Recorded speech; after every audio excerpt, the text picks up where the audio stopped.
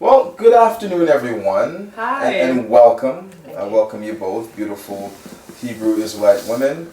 You recently had a seminar that was being taken here in the city of London.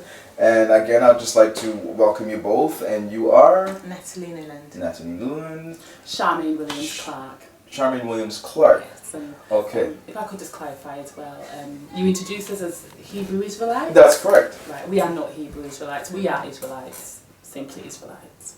I see. Yeah. Judging from the tone that I just received, I take it that it's something that you're very strong against being called Hebrew Israelites. I wouldn't say against, I'd just say that's not who we are. We are Israelites, and that's the God-given name that was given to us. It's written in the Bible. When my forefather Jacob, he was surnamed Israel, and that was a name given. So we are Israelites. I guess, you don't need an adjective to describe a noun, and the word Hebrew is not an adjective.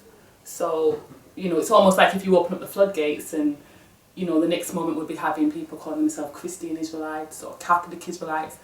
We're simply Israelites, and that's just the name that we are. Yeah. Okay, so how does the Israelite nation or your group, how do you view women and spirituality? Like, what's your take on that? Well, women are very spiritual. That's why we've got that topic. We play a prominent role in our nation. Okay, we're bearers of children. Okay, we've been judges. Even in the scriptures, it talks about women judges. So when we think about women and what they do, it's not just for one purpose or for one role. We cover all areas. And this seminar was open to all women from different walks of life, maybe with different beliefs, maybe different spiritual backgrounds. It wasn't just for women from the Israelite Nation Worldwide Ministries. The purpose was that we wanted to hear women's voices, no matter what your spirituality, no matter what your religion, what your belief, your lifestyle, your culture. It was about being a woman living in today's society and what it means to be a spiritual woman, and potentially exploring that word spiritual and what it means to women. So that was what it was about. Okay, so can you explain what is a spiritual woman? Because is there such a thing as a woman who's not spiritual? So I wouldn't say no. I suppose every woman from every background has some kind of spirituality. It's knowing what that is and tapping into it and using it. I think there'll be some women that would not acknowledge any spiritual significance in their life. They wouldn't see themselves as spiritual women. But if we have the understanding that in mankind everybody has a spirit, then you'll realise that there is spirituality in all of us, whether you acknowledge it or you do not acknowledge it. We acknowledge ourselves as spiritual women because we understand our spirituality, but not everybody would have that understanding or even that knowledge.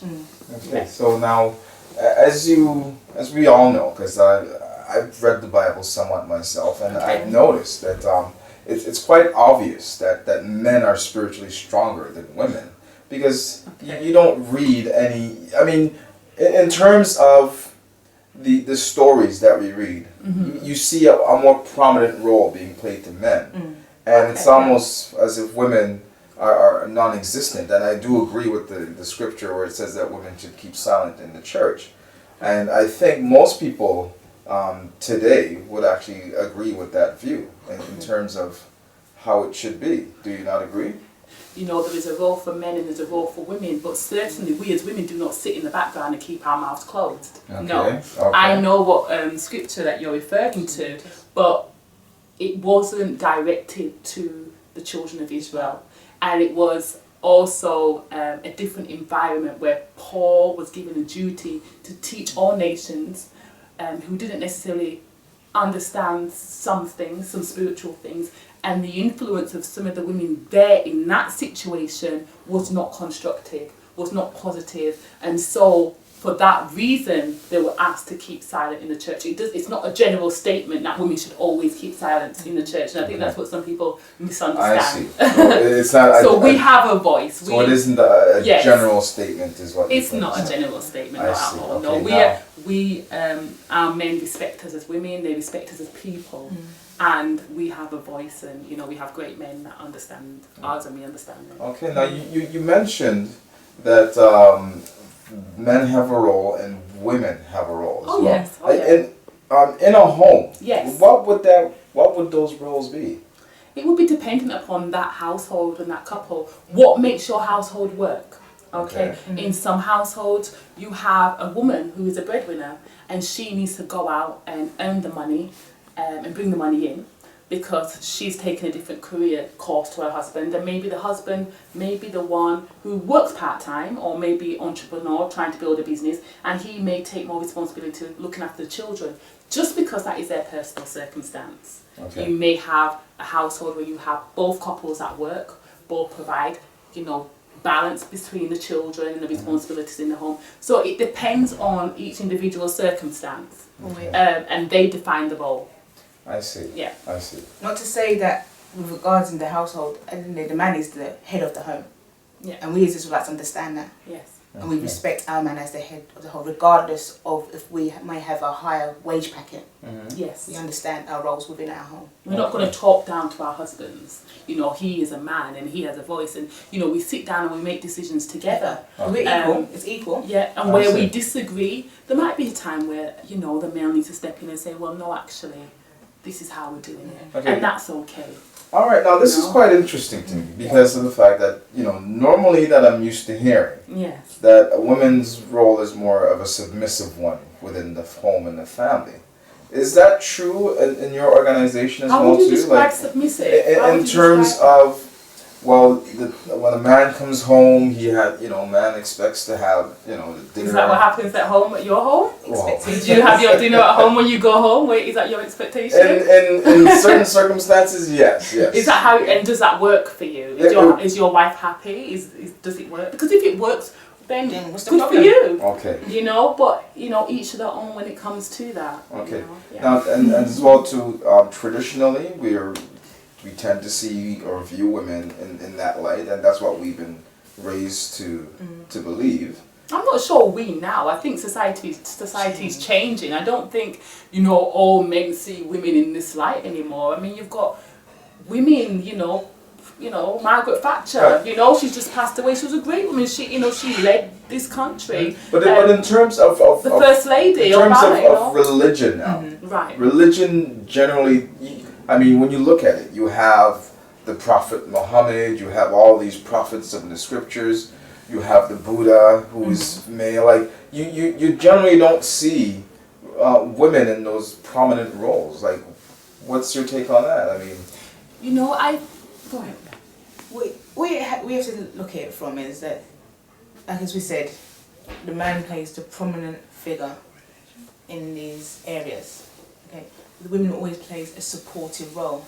We don't need to be the head of or be that prominence in order to do our jobs. As long as we're there in the background, which most of the time we are as women, but we're there to support. There's a saying that behind every strong man there's a strong woman, and we hold on to that because. I'll give you an example. Natalie is a spouse and she is a priest's wife. So we have a priest in our congregation. He's a priest and he runs it. Okay, she is his wife. So he has his role to do in the congregation, in running the nation. And because of his role, and he may be busy, she, at that time when he's taking care of the nation, she will more so have to take care of those children because he's working. However, Natalie is a woman who's a probation officer. She works hard. She brings money in the home. It works for them. He works as an entrepreneur. He brings money in. Okay, it works for them. She has a supportive role. She is like the first lady in the organisation. My situation is slightly different. I'm a minister in the organisation, and so I stand with the priest, who is her husband, and my husband, when I'm busy, I have my mom to support me, I have my husband to support me and help me with the children. It doesn't make my husband any less significant than me. It just means that I have a different duty. It's an honour for a woman to support a man who has a great responsibility, which is serving our God, serving my God. To be a woman, you're not seen as less because you have a massive duty to support her husband. And I have a great role to play as a woman in the church. Having all these other women looking at me, it doesn't make my husband less of a man. It takes a great man to support a woman like me. And so it depends how you want to see things. Each organisation works in its way, but in our religion, our organisation, it takes a man and a woman to make it what it is. So big question for you. Adam and Eve. Yeah. Now, we do know that Eve was responsible for bringing all that terrible stuff within the world. She committed the first sin. And because of her, now sin came into the world. She committed the first sin. How did she commit the first sin? Because of her. Okay. Just explain a bit. How did she explain? She caused man to fall. She caused man to fall. Wow. Where did we get that information? Well, that's what I've read. Does man not take responsibility for his own soul? Can you not say yes and no? Can you blame your wife if you do something wrong? Or are you going to take responsibility for yourself? Are you going to tell the judge, oh, my wife made me do it?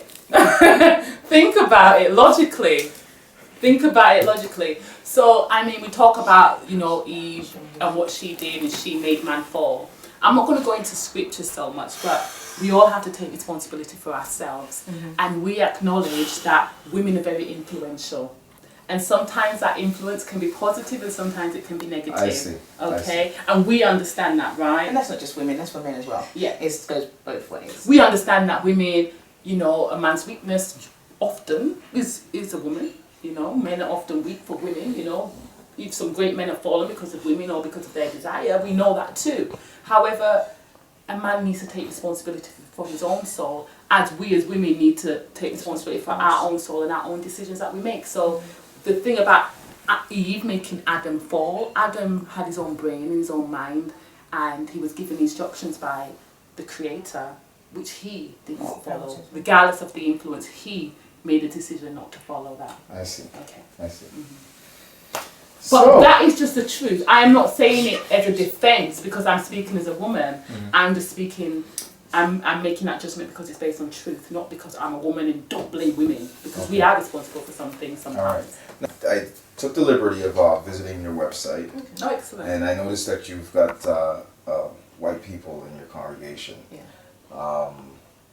We're very proud of that. In terms of where I'm coming from, although you say that, but does the word sellout not come to mind? Because Hebrew Israelites are a very strong pro-black, radical black groups. Right. And here you have white people that are taking like prominent roles.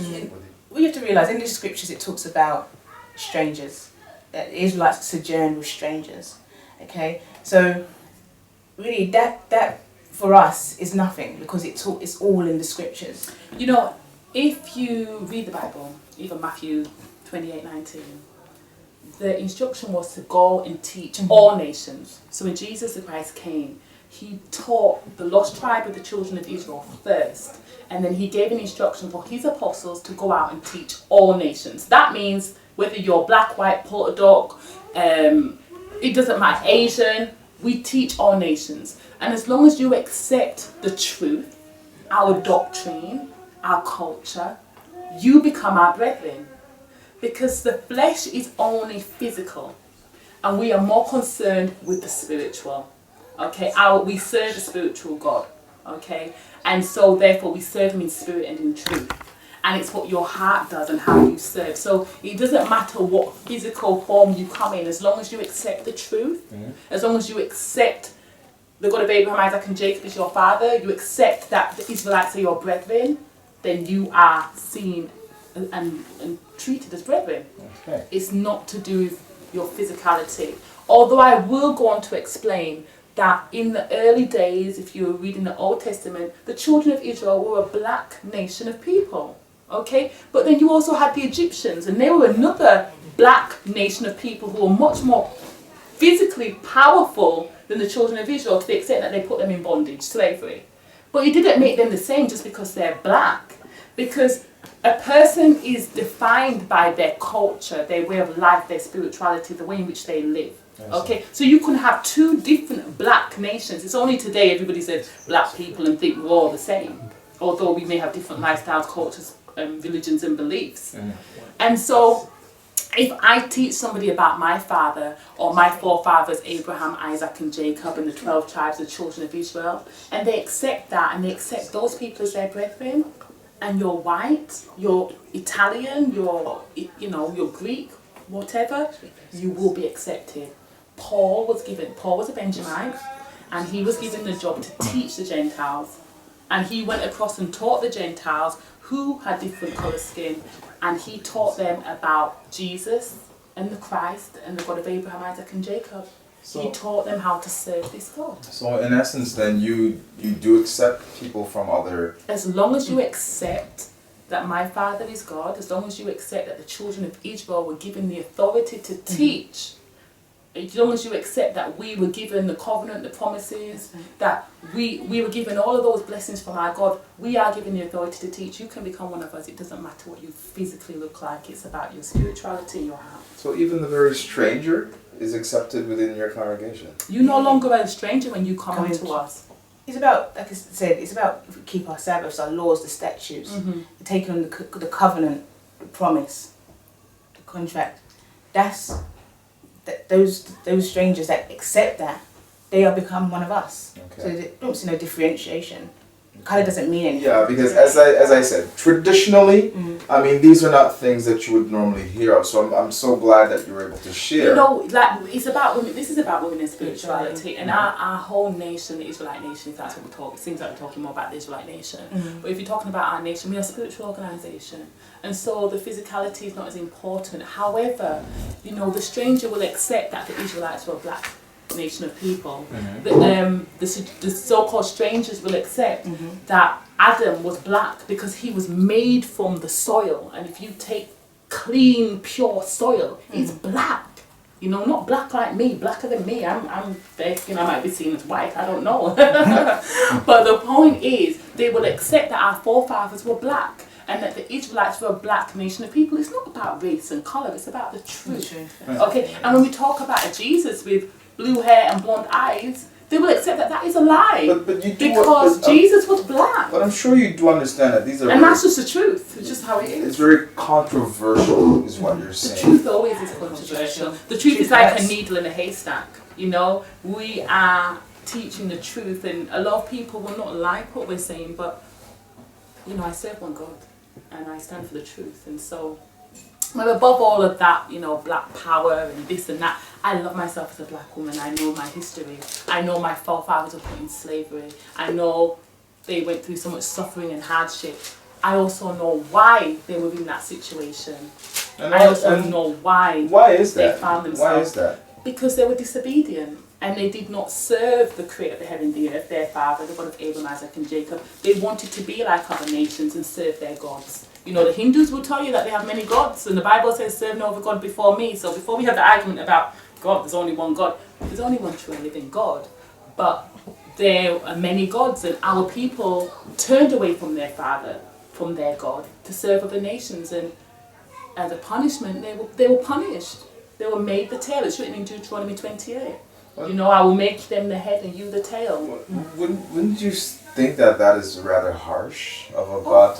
Why would you want to serve a God who would punish you by putting you into slavery? Isn't it more harsh that you didn't do the stuff that he just is the creator that made you, and he told you to do certain things, and you chose to serve other gods, you chose to do otherwise? I created the heaven and the earth and everything upon it. I gave you food, honey. I brought you to the land of Canaan and said, take it. You can have anything that you want. And then you turn around and serve another God and praise them. I chose How you do you as a feel if people. your son calls somebody else dad and this man never put, no clothes on your child's back? How do you feel? And you keep correcting the child and they're not listening to you. How would you feel if you created all things and you can't get any praise, even a thank you? How would you feel? You punish your child to correct them, to make them, to hurt them, to upset them, to make them say, sorry mommy, sorry daddy, I won't do it again.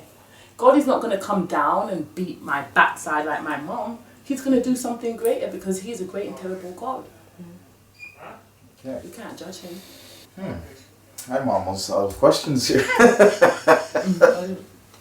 I do want to thank you both for sharing such a wonderful take and spin on women and spirituality in your organization. There's a lot more. What we want you to say about women and spirituality, we want you to give a voice to women, because our voice is not heard. Often women are seen as very bitchy, they can't get on, you know, competitive in a negative way against one another. And often we forget to realise that women go through the same hardships. You know, we go through some of the same problems, the same hardships. We have to all climb that ladder, you know, to that career ladder, you know. And it was just an opportunity to acknowledge women in society, because we're a significant part of our nations and families, and, you know, and that's what women and spirituality was about.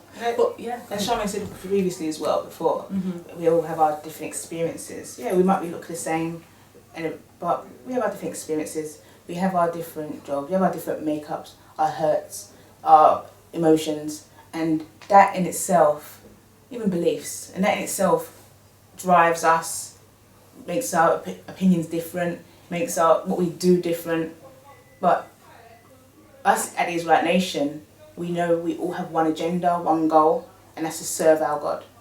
And that's and to teach the truth, and to make our children know who they are, and make them, you know, leaders in a society, and strong and powerful, and make our girls know that, you know, you do have a voice and you are significant, and you can be a good wife or a good friend and a good mother, and you will be acknowledged. And, you know, that's what it's all about. That's what we're trying to do. We were trying to do something very positive in the community, to give people a voice and to hear the different perspectives and stuff. It's difficult. I'm not in this day and age when you've got MTV. You've got children want to be like Beyonce, Rihanna. You've got those women, they're role self-esteem for young girls. Yeah.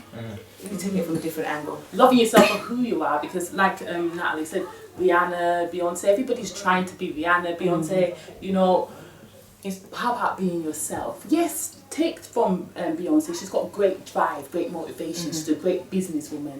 Rihanna, she's got great style. Take from that and build from that, but also be yourself. Be yourself, that's it. Be yourself. It's difficult. We're living in a world that's very sexualized as well, also. But even in our nation, we promote keeping your virginity, because it's precious. You can't get it back. Our women that do that, or our young girls that do that, we call them maidens. They play a significant role in our nation also. In the scriptures, it talks about when the children of Israel went to war and they needed something happening, they'd bring in maidens who were pure, who were clean, to pray for them. And things happened. They made things happen. So, and we promote that in our nation. We want our girls to know that they can be what they want to be, but they don't need to get rid of that. They can keep that. So is this a form of celibacy or that you're promoting? You know, there's a lot of young girls nowadays really wanting to lose their virginity really, really quickly, just to be popular, to be like their friends, because it's been hyped up. How does that tie into spirituality? Well, cleanliness is close to godliness. You've heard that, I'm sure. You've been quoted a few. You've been quoted a few things. Yeah, right? I've heard it once or twice. My mom used to tell me that when my room was always messy, and you know, she would come in and. But you know, they're tying spirituality, sexuality. It ties in. It's very close. It ties in. Okay. At the end of the day, we want to teach our children to keep that virginity for themselves. You know, until they find the right person. Okay, up until they're 21 at least. Because at that time, you know, you've been able to get your education, you've been able to get career-minded, you can look around and have different friends as boys and see what you're looking for and what's right for you. For us, sex is marriage. It's a spiritual marriage. That's a different conversation. The wedding is just a declaration that marriage took place, but it's a bonding, because when two people come together sexually, that's a spiritual bonding that most people do not understand or even understand the significance of. And so that's how it ties in. And we teach our girls that when you have not been touched, Natalie mentioned the word, when you're clean, when you're being untouched as a woman, you have your spirituality is pure, because you have not yet gone into that womanhood. You have not yet been touched, and so your spirituality is pure. It's different to the woman who has been touched. It doesn't mean because you're married and you're no longer a virgin, you're dirty and terrible. No, there's a way to do it, but it's just different. I'm gonna have to go to the traditional views as to what is seen. Right. because I take it that you're very knowledgeable of your Bible and you're very knowledgeable of the scriptures that you read. Yeah. Now, why is it that, for example, when a woman would have, according to the scriptures, a boy child, Yes. she would be unclean for 40 days. Right. But yet, for a girl child, she's unclean for 80 days. You don't view that as being unfair? I mean, why would the woman be unclean for so long? Because she's being penalized, punished even, for having a female child. They're not penal. We don't view it as penalised. We follow the laws. We follow the instructions. It's an example of how we need what we need to do, what we need to follow. When a woman has a male child, the 40 days is days of separation. You find it in Leviticus 12. Yeah. In the days of separation, she's able to give birth, and her body needs to repair, and the length of time to repair is 40 days. Now with a female child, she's replicating herself. She's creating another female, and that in itself is going to take far more longer. Spiritually, we're looking at this, okay? This child's going to come out as a female, the same as her, and her body in itself, spiritually and physically, needs to be repaired. Take a longer time to repair. It's not easy to understand. The average person is not going to understand. But you said it's like penalising us. My experience was that, thank God for his wisdom and his knowledge and for giving me this, because oftentimes women, we've just had babies. Our body's gone through so much change, okay? And we need time to repair, okay? Our men know to stay away because it's instruction. It's like, it's against the law, you know. We're still unclean, we're still having that blood, you know, we're unclean, our bodies are repairing. Now, some women, you know, I have friends and, you know, men, you know, because the woman's pregnant, you know, they're waiting until the woman has a baby so they can be intimate again. But for me, I know that my husband understands, you know, give me a bit of time because I'm gone through a hell of a lot here and my body needs to repair. So I thank my God for that because, you know, it's not just, we're not being penalised, you know, and also for that time for the mother to bond with her child. You know, it's a very significant time for a child. You're just being born, you're coming to this world full of craziness out there. Mother and child bond, you know, in a safe environment. This is a new life. So it's actually, you know, I'm pleased that we have been given that time as women to bond with our children to repair. It's a physical and spiritual aspect. Yeah. Because with I mentioned, because you mentioned about it seems like it's harsher for the girls. It's not harsher for the girls. It's a situation where, remember, we're talking about spiritual, so that's characteristics, that could even be personality that you're bringing through the eggs in that sense. So it's more of a spiritual reparation. Well, Definitely. I do have to say that my eyes have been open to this. Great. It's a brand new way and a brand new perspective on looking at things, and I do want to thank you, Natalie Newland and Charmaine Williams-Clark, for bringing all of this to my attention and for representing your organization and for bringing this event, Women in Spirituality, to us. Excellent. I'm very appreciative of your efforts, and I wish you all the best in your future endeavors. Thank you very much. Can I say one thing before we do close? I just want to say one thing. I think this is a great opportunity to thank the head of our organisation, who is Elder Shadrach Porter. And may I bring it to your attention that he is a man, and he was the person who actually inspired us to put on this seminar, Women and Spirituality.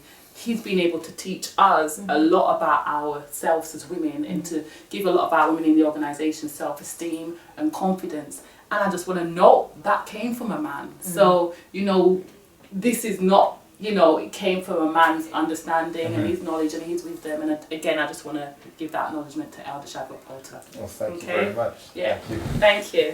Thanks.